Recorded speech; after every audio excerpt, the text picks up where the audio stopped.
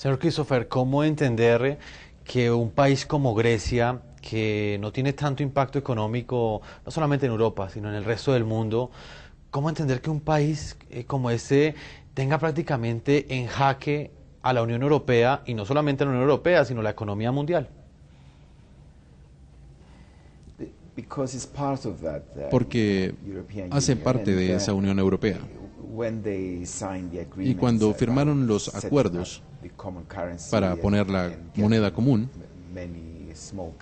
y adherir a los países más pequeños, se dijo que tendrían que haber observaciones. Y Grecia no tomó las observaciones necesarias. Y el problema ahora es que la gente se pregunta si Grecia es una excepción o si otros países también han incumplido esas reglas. Por eso ese pequeño país está causando tantos problemas, porque genera incertidumbre y está afectando directamente. Está afectando de manera indirecta a los inversionistas. Si supiéramos o si tuviéramos la certeza de que este problema es solamente un problema griego y que ningún otro país de Europa sufre de un problema similar, entonces no estaríamos hablando de Grecia, estaríamos diciendo, buena suerte, resuelvan sus problemas y después apliquen de nuevo. Sí, de alguna forma, como usted bien lo ha explicado, los problemas políticos o la falta de un consenso político en Grecia, pues también ha impedido que exista una política clara frente a la actuación que va a tener este Estado para salir de esa crisis económica que está afectando a toda Europa. Pero hay otro país que también juega un papel muy importante en términos políticos en este momento, y es Francia. Hoy Francia, el presidente François Hollande, pues prácticamente ha asumido su cargo como presidente de Francia. Él ha propuesto o ha hablado de renegociar ese pacto fiscal, un pacto fiscal que está basado en la austeridad como solución para esa crisis económica que enfrenta Europa y que ha sido respaldada por Alemania, que es la economía más fuerte de Europa. ¿Usted cree que la solución está en mayores créditos para los estados o en una mayor austeridad como lo defiende Alemania?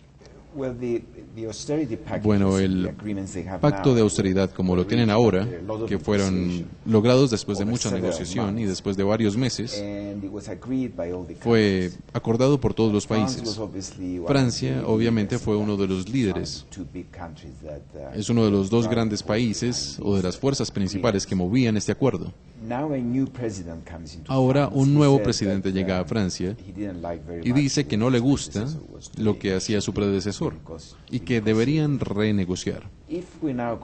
Si ahora regresamos y comenzamos a renegociar, entonces estamos abriendo otro tipo de problema que sería muy difícil de cerrar después. Y ese problema es que cada vez que un país tenga elecciones, por la frustración que siente el pueblo con respecto al paquete de austeridad, entonces tendríamos que renegociar, ya sea todo el acuerdo, si un país es grande como Francia, o acuerdos particulares, si el país es pequeño como Grecia.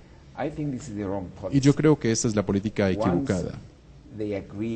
Una vez que ya han acordado un paquete o un programa, hay que darle la oportunidad para ver si funciona. No podemos estar tan equivocados pensando que todos los gobiernos se equivocaron cuando firmaron estos acuerdos, simplemente por el voto de 2 o 3% del electorado francés, que esa es prácticamente la diferencia para el cambio de presidencia en Francia. Y entonces, solo por eso, toda Europa tiene que comenzar a renegociar y eso crea incertidumbre. Europa está tratando de funcionar como una economía conjunta. Pero en realidad Europa es una colección de países y los países tienen que respetar los acuerdos que se hicieron, por lo menos para darle suficiente tiempo para ver si funcionan. Ahora, yo no soy un gran fan de la austeridad o nada. Lo que yo estoy diciendo es que se logró un acuerdo y no se le ha dado suficiente tiempo para funcionar. y dar resultados. Denle más tiempo. Y si no tiene los resultados, dentro de un año, por ejemplo, entonces sí, renegocien. ¿Qué tan acertados son los análisis de aquellos economistas que afirman que tal como está la situación en este momento en Europa, estamos a puertas de un fin de la zona euro y del peor cataclismo que haya podido tener el euro como moneda de Europa? ¿Es tan apocalíptico el panorama como para llegar a una conclusión de ese talante? No. Creo que eso va demasiado lejos. Existe un compromiso de los grandes jugadores de la zona euro y la zona euro va a continuar existiendo. Es un problema serio el que estamos atravesando, de eso no hay duda. Y hay que tener las discusiones sobre las posibles soluciones. La situación de Grecia es desesperada después de las elecciones. Necesitamos estabilidad política del Parlamento en Atenas. Tal vez se necesita una nueva elección con la base de que el pueblo como tal quiere mantenerse en el euro y por eso tiene que apoyar al euro. Pero, sin importar lo que ocurra ahí, para las grandes naciones, especialmente para Francia y Alemania, y también Italia, España y las demás, ellos están diciendo que quieren mantenerse en esta unión monetaria con una sola moneda, y van a hacerlo.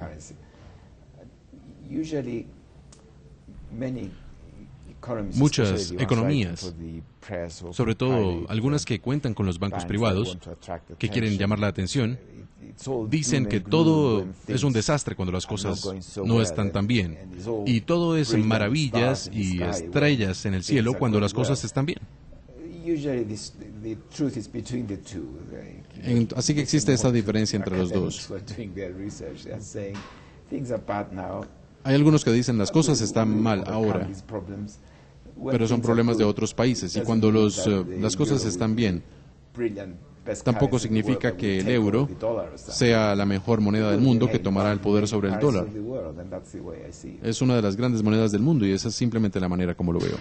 Bueno, pero si no es el análisis, señor Christopher, Premio Nobel de Economía año 2010, entonces, ¿cuándo cree usted que Europa va a salir de este oscuro túnel por el que está transitando en ese momento en términos económicos? Bueno, llegan las noticias tan rápido y nos toman por sorpresa cuando llegan con respecto a lo que sigue. Así que tenemos que esperar y responder a todo lo que veamos. Ahora, es claro que no vamos a ver una solución total a los problemas en los próximos 12 meses, porque el camino que hemos estado tomando en el pasado reciente, pero sí veo cuestiones positivas, sobre todo con respecto a la fuerza de la economía alemana. Algunas reformas han sido tomadas en otros países, pero aún se necesita más. Pero existen programas de reformas en Italia, en España, que deberían comenzar a dar resultados positivos.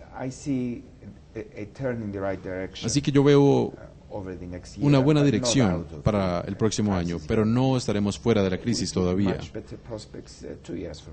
Tengo mejores prospectos para dentro de 2 años, pero esto es simplemente mi pensamiento educado. No sé exactamente qué es lo que va a ocurrir. Hemos hablado de Grecia, hemos hablado de Francia, Alemania. Finalmente hablemos de un cuarto actor, un cuarto protagonista de la política internacional europea y que también se ha visto en gran medida afectado por esa crisis económica, que es España. España, en cabeza del mandatario Mariano Rajoy, ha comenzado a implementar unas políticas económicas de austeridad. Una línea que va en consonancia o en coincidencia con lo que ha impulsado Alemania. ¿Usted cree que este tipo de políticas van a ser la solución para esa tasa tan alta de desempleo que enfrenta España, que ya ronda el 23%? ¿Cree que esta receta es la que finalmente permitirá a España salir de esa problemática, salir de esta crisis de empleo que vive en este momento y que afecta totalmente su economía? La austeridad es la manera correcta, es lo correcto en esta crisis económica en España, porque existen problemas en el mercado inmobiliario y ahora están peores y han creado daño colateral. No hay muchos préstamos en este momento y eso podría resultar en malos préstamos. El gobierno tendría que acudir a los bancos de rescate y habría una gran deuda y eso podría crear una situación igual a la de Grecia. Tenemos que evitar completamente esa situación y para hacerlo hay que implementar las medidas de austeridad. Con respecto al problema del desempleo, eso no tiene una solución inmediata porque es demasiado alto y porque está muy ligado al sector de la construcción. Las personas que trabajaban en ese sector que no han podido volver a encontrar empleo. Pero además de las reformas del mercado laboral, se necesitan muchas más reformas difíciles que significan integrar las dos partes del mercado laboral español. Una parte tiene una seguridad completa de su empleo y yo no justifico ese tipo de actividad. Y también está la parte que es la nueva generación que llega al mercado laboral y a la cual se le da contratos temporales y con salarios muy poco atractivos. Y esas personas no quieren renovar después de un máximo de 4 años, incluso menos, porque existe este sector de la sociedad que tiene su empleo seguro hasta que esas restricciones no sean una acción política. Señor Christopher Pizarrides, Premio Nobel de Economía, año 2010, le agradezco ese tiempo que usted le ha concedido al programa La Noche de NTN 24 y a toda nuestra audiencia en América Latina. Es un honor y un privilegio tener la oportunidad de hacer una entrevista tan larga como la que usted nos ha concedido sobre los temas más importantes de la economía que no solamente afectan a América Latina, sino que hoy son el centro de atención en Europa. Muchas gracias, señor Christopher. Muchas gracias. A todos nuestros televidentes los invito a que envíen sus comentarios a www.ntn24.com. Escriban en Twitter, @NTN24, a Segurizati NTN24.